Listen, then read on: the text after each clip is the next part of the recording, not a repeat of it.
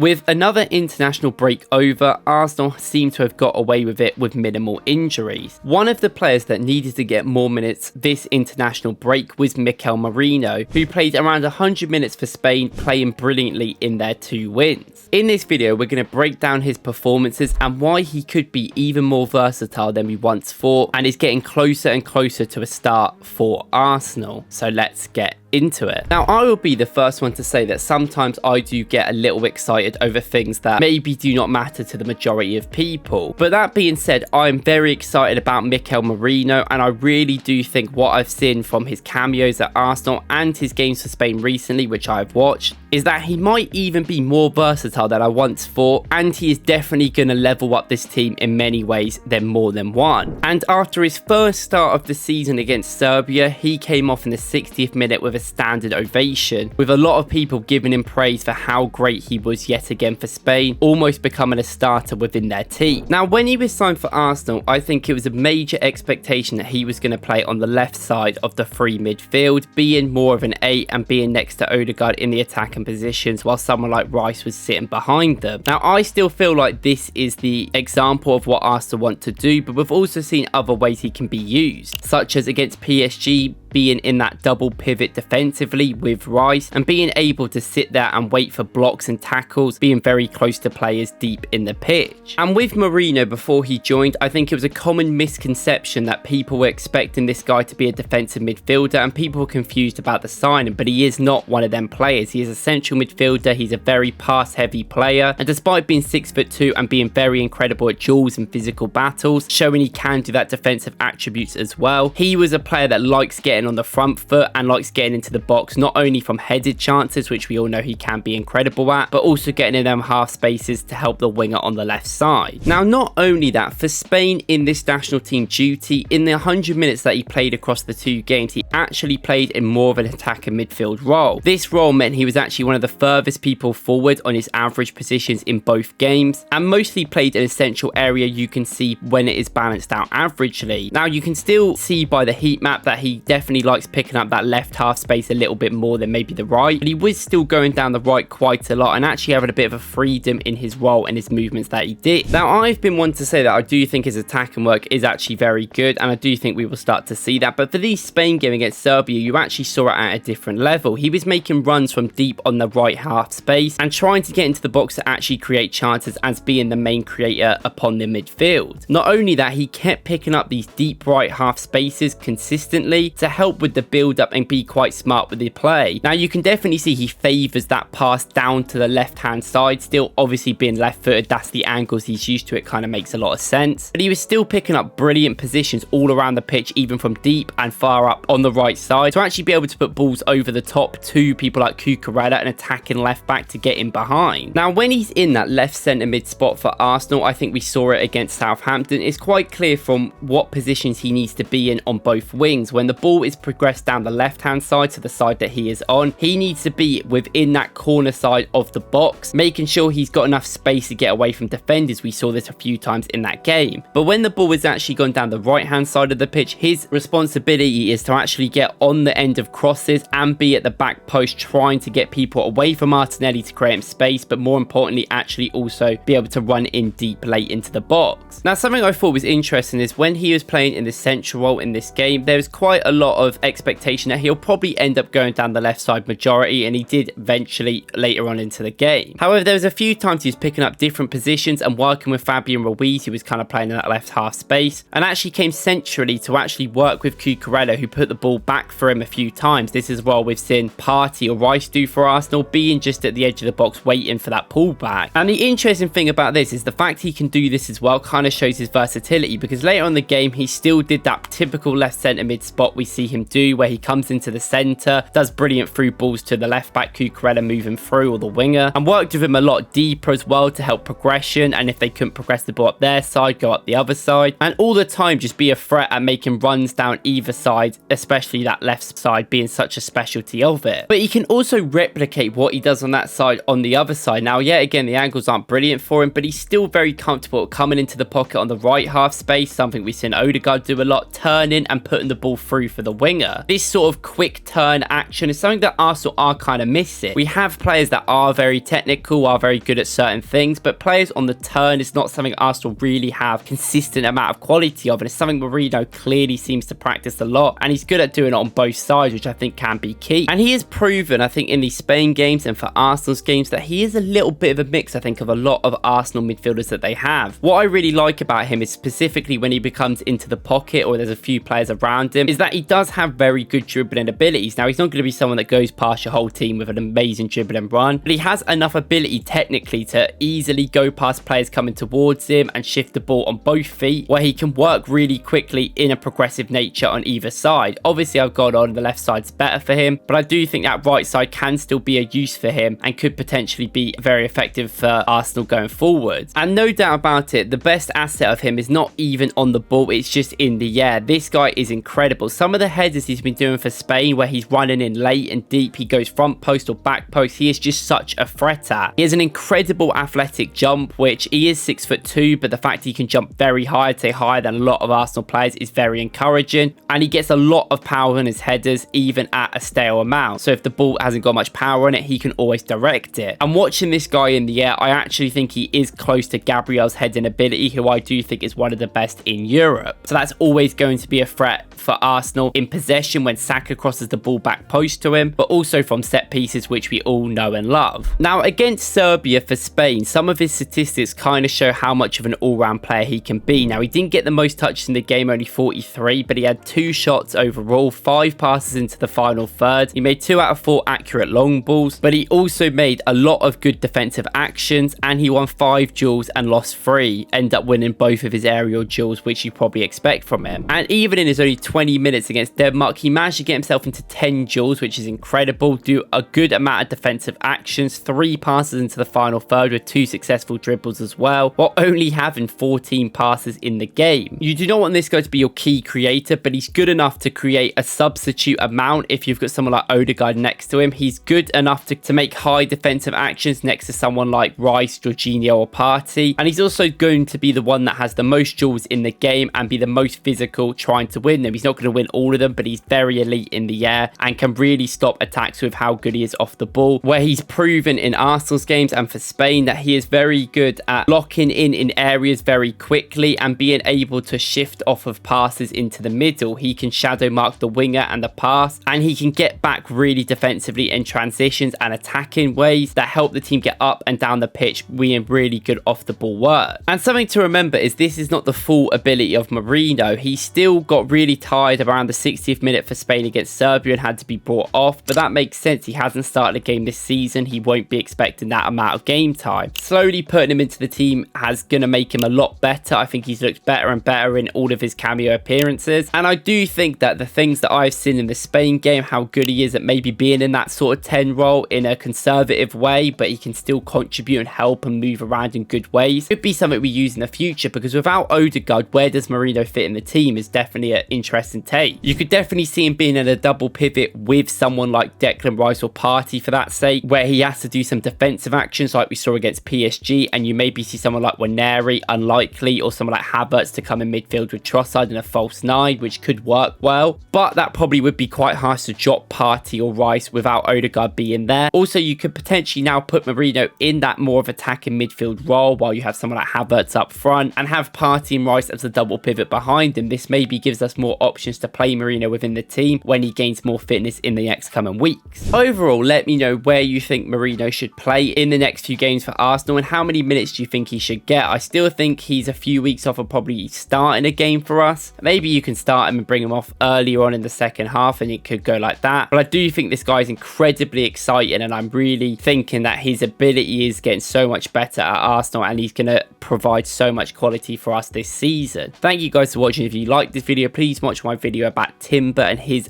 brilliant start to the season. And if not, I'll see you in the next one. Thank you guys for watching.